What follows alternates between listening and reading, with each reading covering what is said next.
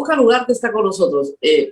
Doctor, me imagino que estará sorprendido por todo lo que está pasando en el Perú, pero yo voy a concentrarme con usted en el tema de salud. Y vamos a las cosas que realmente preocupan. Usted dejó la vacunación en un punto, el doctor Ceballos la retomó y la retomó bien, creo yo. Terminamos con 84% de la población mayor de 18 años vacunada con 2 dosis, pero de ahí viene el impulso a la vacunación de la tercera dosis y el impulso a la vacunación infantil. ¿Cómo está la situación hoy, más de un mes después de que asumiera el doctor Condori? Crítica. Y no solo es el problema del doctor Condori, porque lamentablemente en este discurso gemelar que ha habido del premier y que lo ha repetido el presidente anteayer, Disculpa, no es plagio, es sincronía, nos han dicho ayer. No es plagio, es sincronía. Hasta en la cadencia, ¿no? Hasta en la cadencia. Bueno, pero ambos, las máximas autoridades del país han dicho una barbaridad desde el punto de vista de la salud pública. Han repetido que estamos protegidos porque se ha vacunado a la gran mayoría de peruanos con las 2 dosis. Y eso es una falsedad desde el punto de vista de la salud pública. Era cierto para el año pasado. Era cierto que con 2 dosis teníamos una protección importante y ese fue el mérito de haber adquirido las vacunas, iniciado el proceso y que se haya continuado en el segundo semestre del año pasado.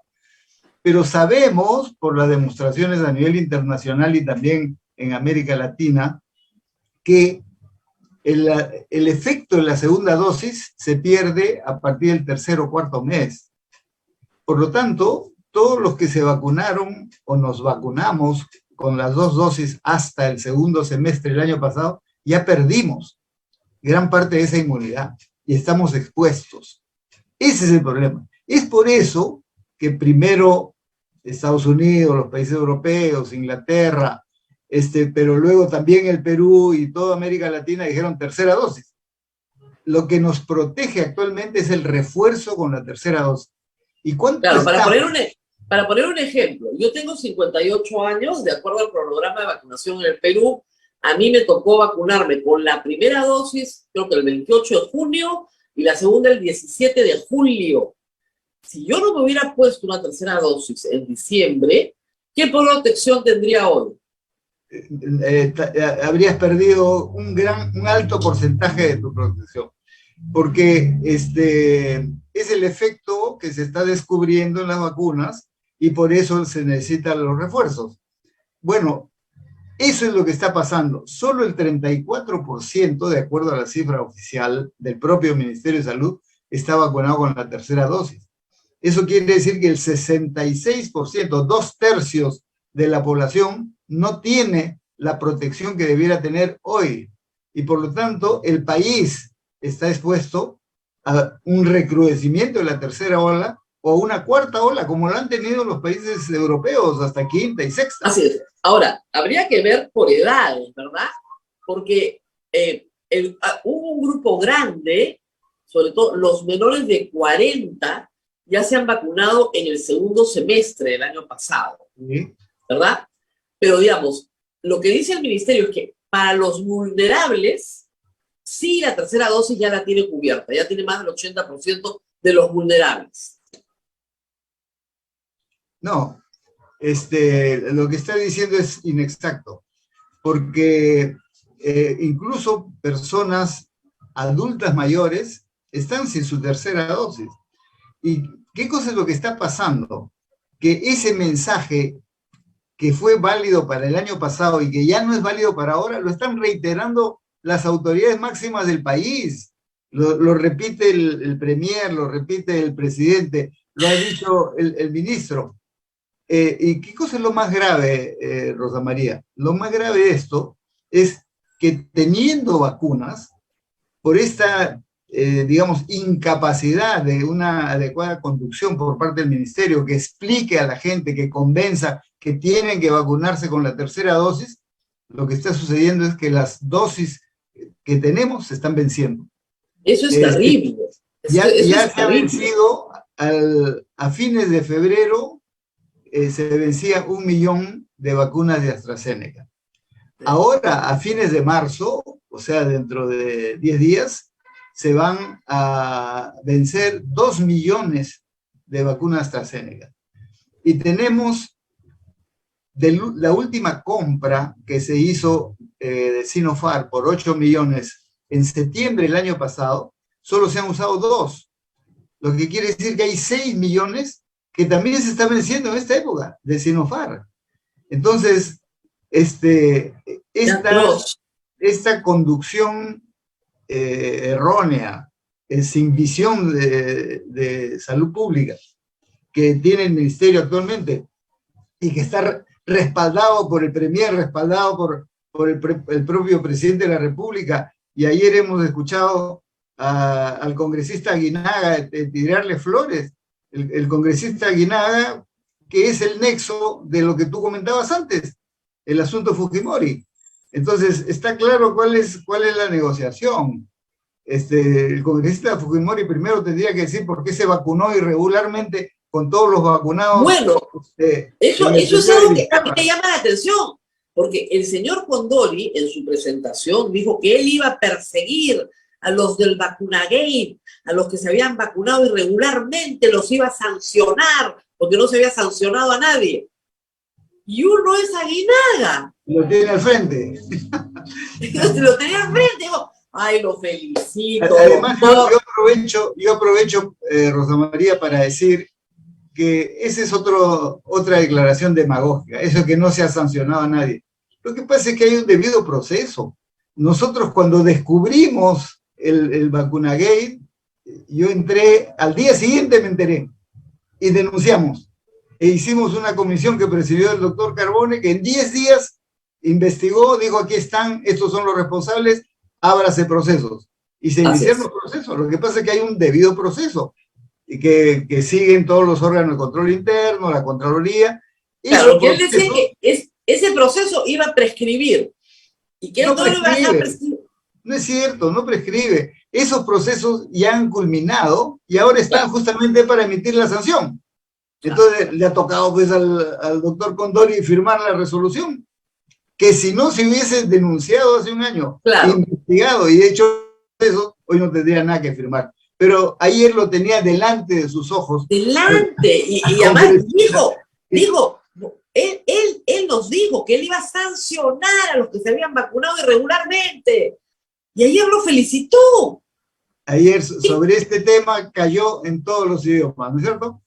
Entonces, bueno, pero ya eso podríamos decir es anecdótico, pero el problema más serio, desde el punto de vista de salud pública, que en el caso de la vacunación, hay 2 problemas que no está resolviendo esta gestión. La primera es lo que acabamos de mencionar, vacunación con refuerzo tercera dosis, muy lenta, y eso significa desprotección de la gran mayoría de la población. Y segundo, la lentitud en la vacunación de la población infantil. Claro. Recién vamos en el 50% con la primera dosis, y eso ya después de 2 meses de vacunación debiera estarse en el 80 o 85%. Y no solamente eso, sino con todos los niños volviendo al colegio. Ese es el tema más grave. Claro, y una de las... O sea, esta enfermedad se reproduce, se contagia en aglomeración. Si yo voy a meter al niño en un aula y no lo meto vacunado, ¿no es cierto?, lo estoy poniendo en una situación de desventaja respecto al niño que sí está vacunado. Entonces, no se entiende, de verdad que no se entiende, por qué no han hecho campañas masivas, incluso ahora, utilizar los establecimientos escolares para vacunar a todos los que faltan. Pero los padres, hasta el momento, no han recibido ninguna orientación al respecto. Así es, pero hablando de la gestión actual, ¿no es cierto? Olvidándonos del agua, olvidándonos de la defensa de la ivermectina, todo eso que ya se denunció y que la opinión pública la tiene clarísima. No, en la gestión, en el caso de la vacunación, tiene estos 2 problemas serios que no están siendo resueltos, y como consecuencia de no usar las vacunas, se están venciendo y esa es una pérdida lamentable que alguien tendrá que pagar. Ahora, ¿qué pasó? Le renunció la comisión consultiva, le renunció la jefa de inmunizaciones. Así es, aparte del viceministro Rosell. Además, lo reemplazaron. Exactamente, el viceministro que estuvo desde su época, ¿no es cierto? Ha estado en todo el proceso, que tenía continuidad. Ya, también él renunció y no le aceptaban la renuncia y no se podía ir, pero renunció. Ya finalmente ya lo reemplazaron. Entonces, al final del día, descabezó todo el programa de inmunizaciones y ¿qué tiene al frente? Pésimos resultados. ¿Y qué pasa ahí en el Congreso? Dicen que lo ha hecho Regio. Es más, Rosa María, en días pasados, el viceministro de Prestaciones de Aseguramiento, que es el otro viceministro designado por este gobierno, ha dado una directiva a diferentes gobiernos regionales para que cierren los centros de atención temporal que estaban instalados con camas, con oxígeno en diferentes partes del país, porque ya ha bajado la demanda de COVID. Lo que es cierto, que ha bajado la demanda de COVID. Oye, pero nos faltan camas en el país. En el país el déficit, actualmente tenemos más o menos 40 y tantas mil camas en todo el país, sea de hospitales públicos o privados. Y los estándares necesitamos 80.000.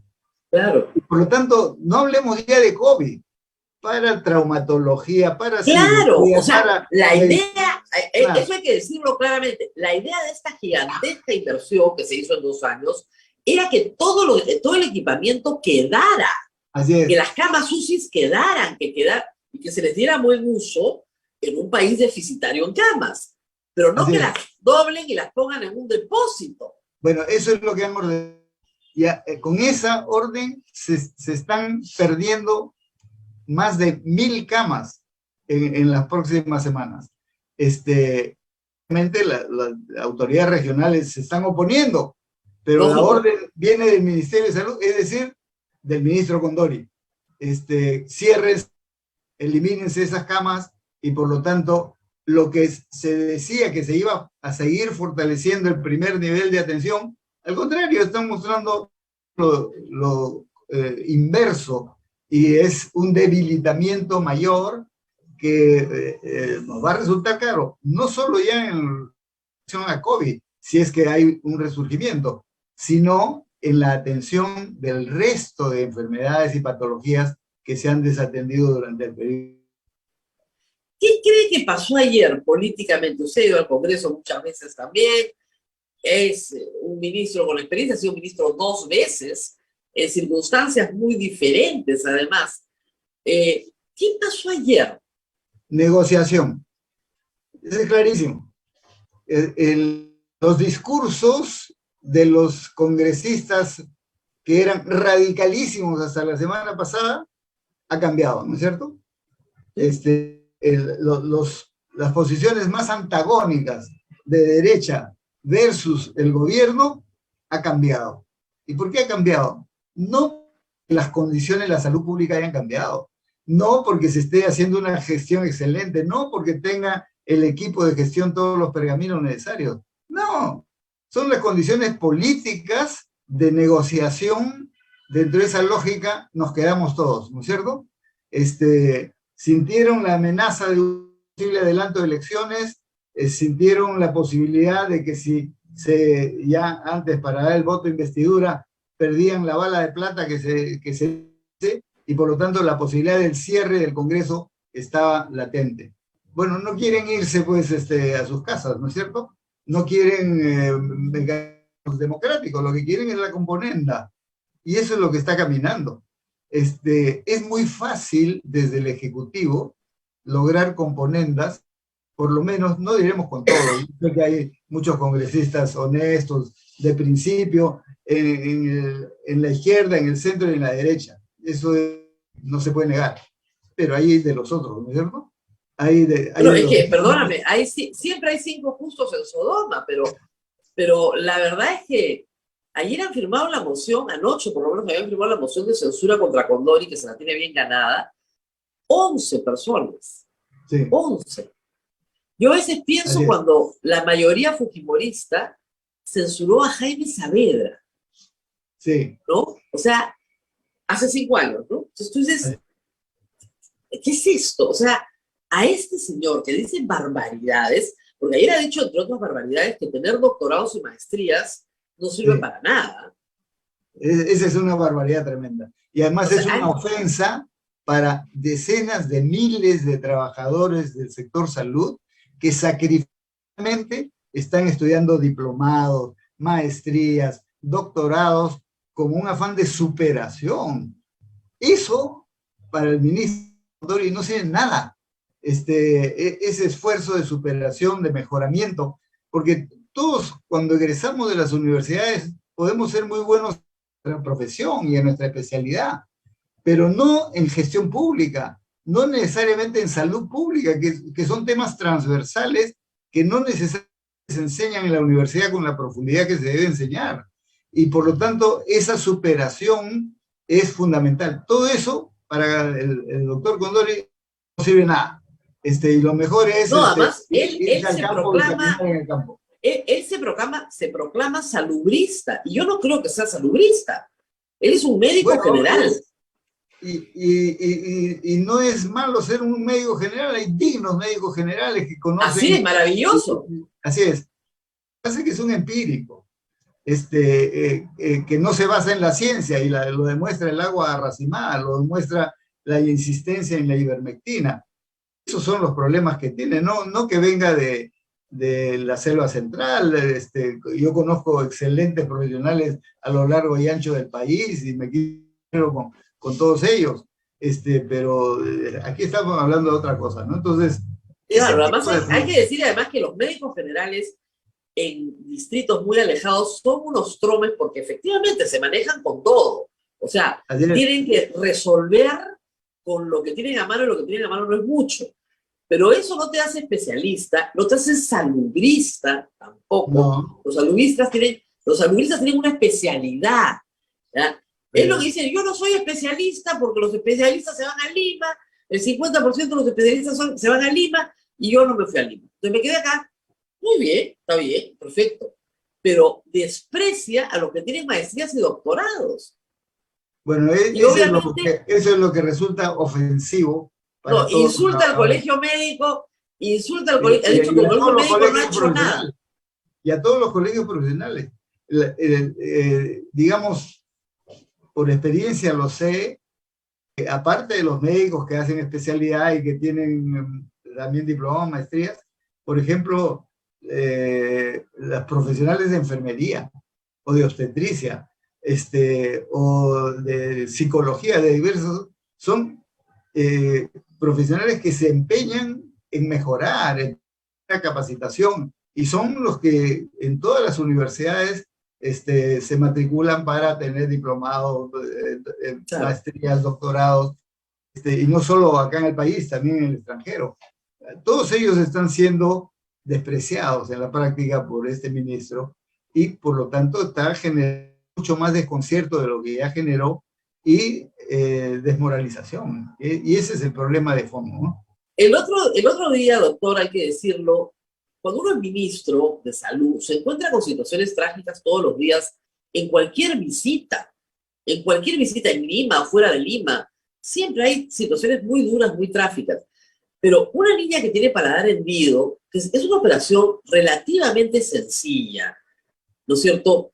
Meterla al helicóptero, llevarla al helicóptero del Palacio de Gobierno para que salga Condori y se tome una foto, viola todo el sistema de referencia aprobado por decreto supremo y nadie dice nada. Ese es un problema. Tú has mencionado, Rosa María, el tema de la normatividad que debe respetarse, porque es la forma, y lo has dicho muy bien, que todos los ciudadanos son iguales y todos tienen los mismos derechos, no porque fue la oportunidad y la subimos al se atiende a una niña y miles de otros niños no tienen esa posibilidad. Ese es un tema. El otro tema es el tema ético. Es decir, el aprovechar una circunstancia de enfermedad siempre lamentable de una persona, realmente de una niña, y hacer de eso la peliculina, hacer de eso un show. Bueno, eso es antiético totalmente. Y sobre eso, ahí los colegios profesionales es donde pueden, que en la práctica profesional o en el ejercicio de las funciones, los profesionales cometan actos contra la ética y la deontología, eso es sancionable. Entonces ahí también el colegio médico tendrá que palabra. Pero eso al margen de alterar la normatividad, las reglas, etcétera, ¿no es cierto?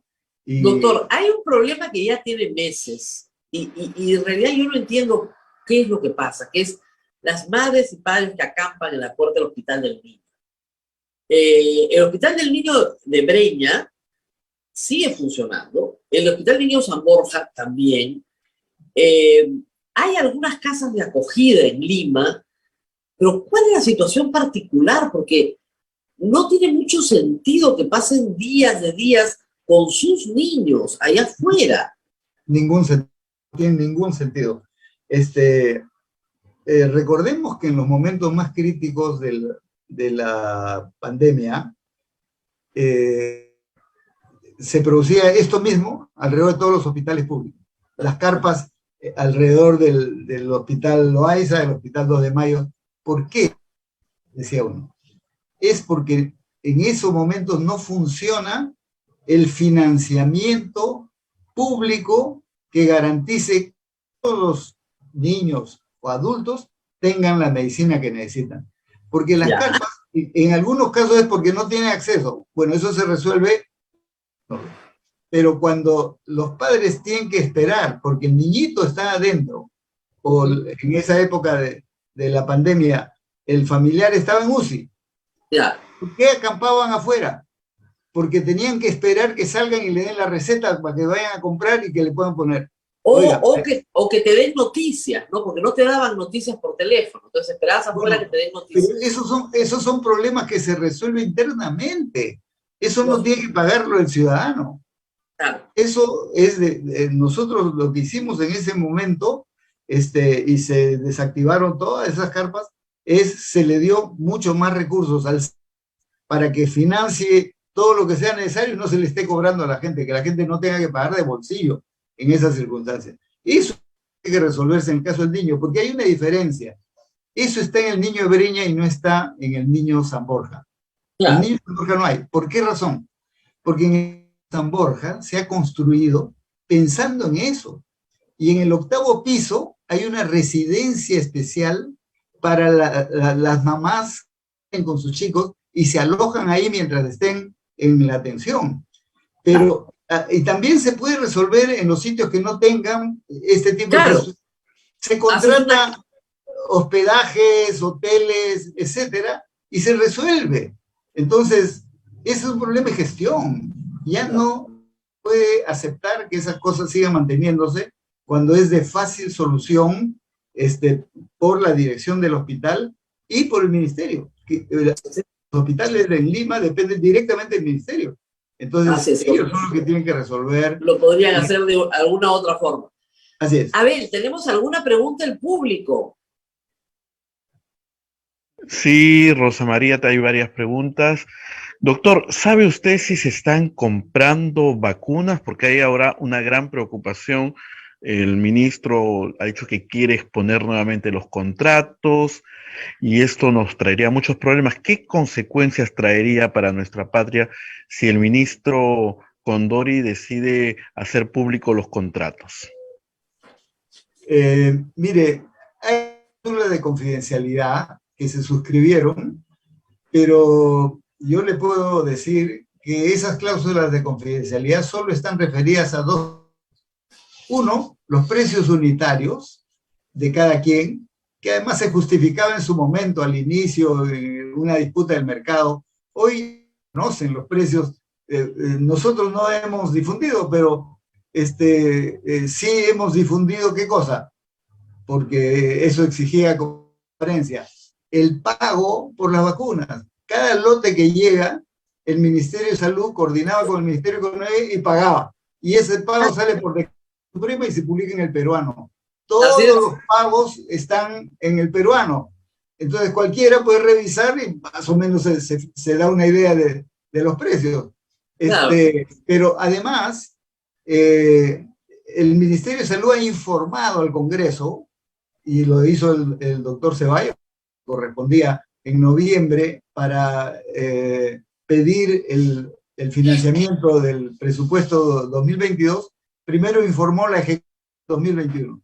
Y ahí consignó, y yo tengo el informe, y todo el mundo lo tiene el informe, porque fue en sesión pública, que hasta el mes de noviembre, que fue lo que se informó, y correspondía por lo tanto a la gestión del gobierno Sagasti, se había pagado 3.016 millones. Tranquilo. En los meses siguientes han seguido llegando de los contratos que firmamos en julio, y el gobierno actual ha seguido pagando, y son más o menos 3.500 millones. Entonces, 1.500 millones de dólares, ¿verdad? No, soles. 3.500 millones de soles. Que equivale, en ese momento equivale a 1.000 millones de dólares. 1.000 millones de dólares. Exactamente. Okay. Bueno, eso está informado. Entonces, la cláusula de confidencialidad, ¿qué quieren denunciar de eso? Nada, no hay nada que denunciar. Y sobre las condiciones de compra también son conocidas.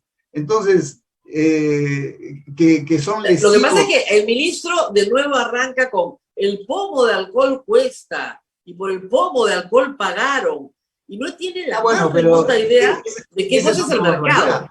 Esa es otra barbaridad que ya se ha explicado, que en el momento de mayor demanda durante la segunda ola, obviamente todos los insumos se fueron al cielo en sus precios, y hablar con los precios ahora es una barbaridad desde el punto de vista económico. Cualquier respetable ciudadano que tiene su bodega en la esquina de su casa o en la esquina del barrio, sabe perfectamente la variación de los precios de acuerdo a la oferta y la demanda.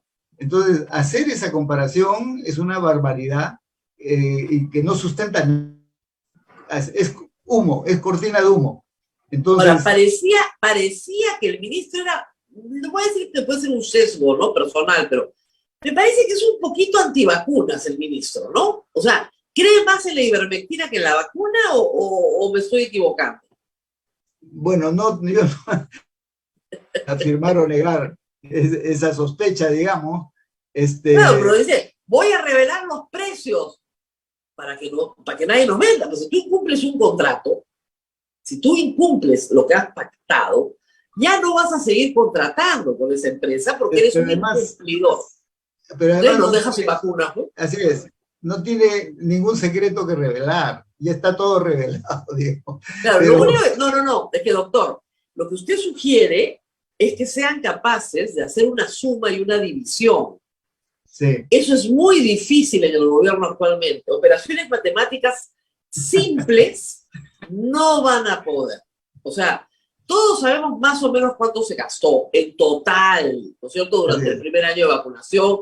Estamos en el segundo año de vacunación, todavía no sabemos cuánto va a ser el total, pero más o menos se ha programado. El problema acá es que, ahora, en primer lugar, nadie se ha quejado de ser vacunado. Nadie ha dicho, ¿saben qué? Por favor, pónganme una vacuna más barata. No conozco a nadie que se haya quejado. Y lo segundo es, como dice, hay un problema de mercado. Entonces, ¿qué te dice el fabricante? Yo te voy a dar un precio a ti, pero por favor, no le digas al otro cuánto te he cobrado, porque el otro me va a pedir el mismo precio. Y yo quiero negociar por separado con cada uno, porque la realidad de cada uno para la empresa es diferente. Entonces, de repente, por ahí descubrimos que hemos pagado menos que otros países. Y por ahí descubrimos que hemos pagado más que otros países, porque hay 180 países o más en el mundo que han estado comprando vacunas de los grandes productores. Entonces, sí, pues, puede pasar que, no sé, algún país pagó menos y algún país pagó más. Pero lo que no quiere el fabricante es que los países se cartelicen. Eso es lo que no quiere. Así es. Esa es otra discusión, ¿cierto? Entonces, efectivamente, formalmente, el Estado peruano no el gobierno sagaz, el Así es. gobierno, el Estado no debería difundir los contratos por estas cláusulas de confidencialidad. Pero la información se conoce. Está. Pero además, Contraloría en su momento pidió copia de los contratos, se le entregó. La Comisión COVID del Congreso en su momento pidió copia, se le entregó. Entonces, los órganos encargados de la fiscalización, supervisión en el más alto nivel en el país conocen los contratos. No hay ninguna sorpresa. Entonces, que no vengan a Es más, amenazar. el ministro Condori, si es un buen ministro, debería conocer los contratos y si tiene Los algo tiene. claro, Los tiene en su despacho. claro, si tiene algo que denunciar, que lo denuncie ante la Contraloría, ante el Poder Judicial, si es que tiene algo que denunciar. El problema Pero es que no tiene nada que denunciar. Hay algo más, Rosa María. Se está disparando a los pies. ¿Por qué razón? Porque es lo que le pasó al ministro Ceballos. Él también dijo en algún momento, son lesivos al país. Entonces le dijimos, demuestren qué. Pero ¿qué cosa es lo que pasó? En el mes de septiembre, Ceballos, en representación del gobierno, y se entiende que con respaldo del propio presidente, firmó un contrato adicional por 8 millones de vacunas a Sinopharm. Exactamente el mismo contrato. Pero además, ha firmado un contrato con Pfizer que nosotros lo, preparamos para el 2022 por 35 millones. Exactamente igual. Y ha firmado también un contrato con Moderna que se negoció en el periodo anterior porque Moderna no tenía capacidad para entregarnos en el 2021 por 20 millones. O sea, Ceballos, el gobierno, ha firmado un contrato con Sinopharm, un contrato con Pfizer y un contrato con Moderna en los mismos términos que se firmó con Sagasta. Es una plantilla, entonces, pues, lo mismo, igualito. Pero ya lógico. El trabajo. Entonces, ¿qué cosa va a denunciar Condori? Los contratos que firmé yo en el gobierno, los contratos idénticos que firmó Ceballos en el gobierno de Castillo, ¿qué cosa va a denunciar? Es pura demagogia. ¿no? Bueno, eso es. Ayer hemos escuchado bastante. Vamos a denunciar las mafias. Demuestren cuáles son las mafias. ¿Cuáles son las mafias? La mafia en la dijo, eso no lo dijo Condori, lo dijo Cerrón. Ajá. Que demuestre cuáles son las mafias. Todo lo que está siendo dicho a manera de amenaza es una cortina de humo para ocultar sus propios defectos, engañar, que no son pocos, o darles argumentos que puedan ser utilizados por los congresistas de oposición que ahora no quieren censurarlos. No. Y quieren llegar a un arreglo porque están haciendo otros arreglos bajo la mesa que son políticos, que pueden ser esto de la negociación respecto a Fujimori, etcétera, etcétera. Pero la opinión pública tiene que saber que ese tipo de negociación, que no tiene nada que ver con la salud pública, es lo que está produciendo y es lo que podría salvar al ministro Condori. Doctor, ¿se están vendiendo vacunas todavía de laboratorios a estados o ya los privados particulares pueden adquirir? ¿Sabe usted algo de esta información? No, hasta el momento ningún laboratorio a nivel internacional está vendiendo a privados. Todos siguen vendiendo a los estados, porque hay las ventas de escala, ¿no? A un laboratorio no le interesa vender pues a 10, 15, 20 claro, compradores en el mismo país cuando compra por todos. En segundo lugar, ya los privados, ustedes se habrán dado cuenta, ya concluyeron esta cantaleta y no nos dejan comprar. Nunca hubo ninguna norma que les impida. Y empresas muy estables a las cuales nosotros les hemos reconocido su interés de apoyar, en la salud pública, como por ejemplo Antamina, que realmente fue una de las que dijo, déjenos comprar, nosotros dijimos, nadie impide, a ver quién les vende. El Claro. Estado no impide a nadie. Ya en mayo, Antamina propuso un convenio con el gobierno regional de Ancash, auspiciado por el Ministerio de Salud, y pasaron ya no a decir compremos, no, ya le está la vacuna, ya empezó la campaña, vamos a apoyar. ¿Qué ha apoyado? Con brigadas de vacunación, con cadena de frío, con transporte para que los y las vacunas lleguen a todas partes en la región.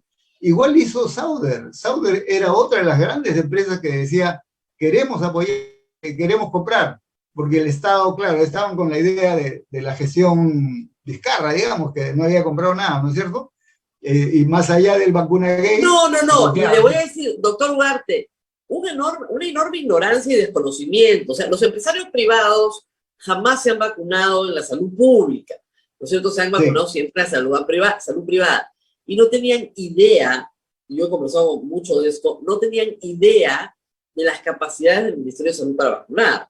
Porque no siguen los programas de salud pública, entonces no saben que el Ministerio de Salud ha tenido jornadas de vacunación. Pero a eso me quería referir, Rosa María, que quienes en su momento reclamaban que les dejen comprar porque el Estado no puede, después se convencieron que el Estado sí puede. Entonces dijeron, apoyemos. Y por eso ponían Antamina, Sauder, el grupo el Banco Romero, de Crédito, ¿no?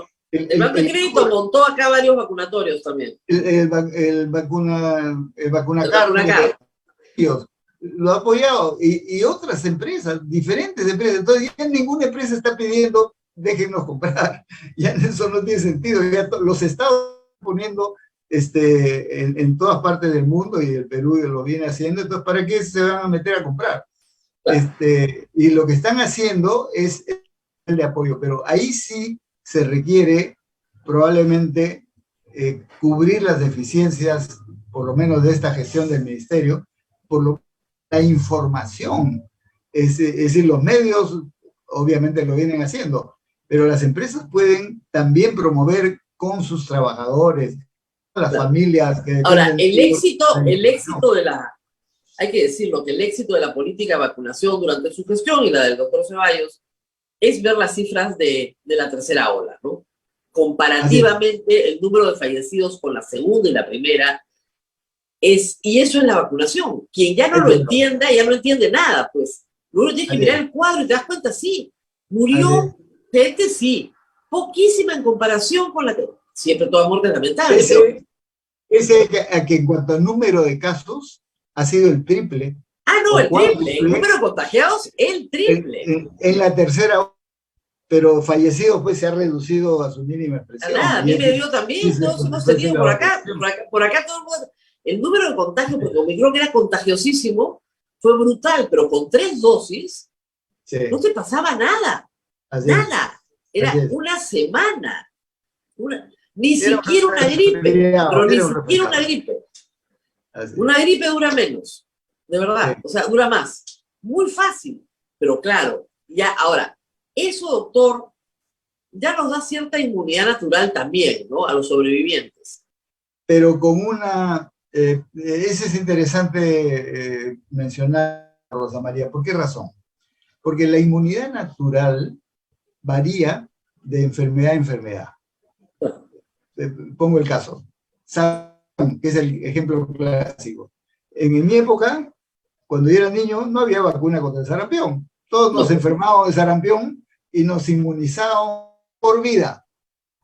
Cuando se creó la vacuna de sarampión, ya mis hijos han recibido vacunas de sarampión, mis nietos, por supuesto, de por vida. Pero no es así en todas las enfermedades. Es en sarampión, es polio, es varias otras. Pero, por ejemplo, la influenza no es así. La influenza todos los años, porque va cambiando. No, claro.